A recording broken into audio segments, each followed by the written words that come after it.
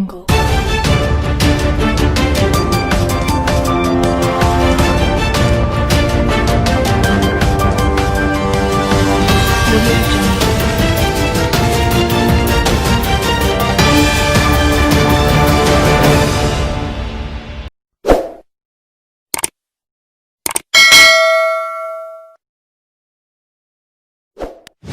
Hard kill!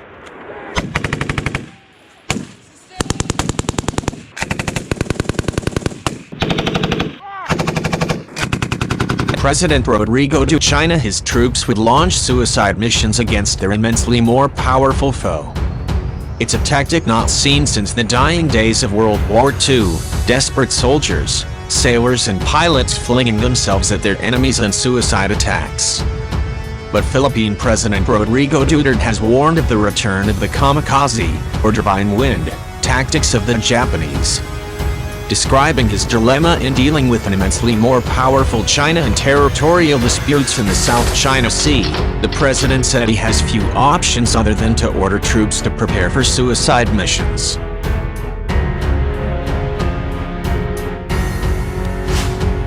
He was referring to recent moves by Beijing to surround the island of Thitu, also known as Pag-asa, with some 270 fishing militia and Coast Guard vessels, both of which are controlled by the Chinese People's Liberation Army. The Philippines Department of Foreign Affairs in a statement last week that their presence was illegal and a clear violation of Philippine sovereignty. Duterte reminded China in a speech yesterday of its closer ties under his leadership, but said the island occupied by Filipinos in the disputed waters was threatened. Things would be different.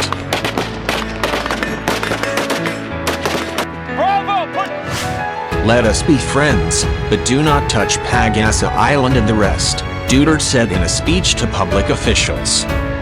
I will not plead or beg, but I am just telling you that lay off the Pag-asa because I have soldiers there. If you touch that, that's a different story.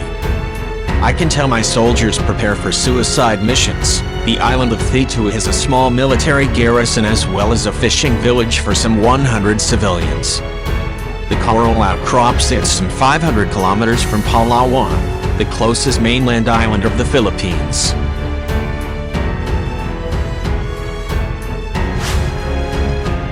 The dispute has flared ever since Beijing began aggressively building remote reefs into artificial islands, and placing extensive fortifications upon them. It has been observed that Chinese vessels have been present in large numbers and for sustained and recurring periods, what is commonly referred to as swarming tactics, raising questions about their intent as well as concerns over their role in support of coercive objectives. The Philippine Department of Foreign Affairs statement said,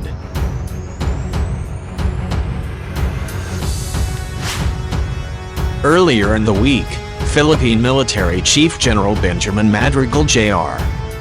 said Beijing's incursions were becoming a serious concern. This is a concern not only for the military, but for other agencies as well, including the Coast Guard.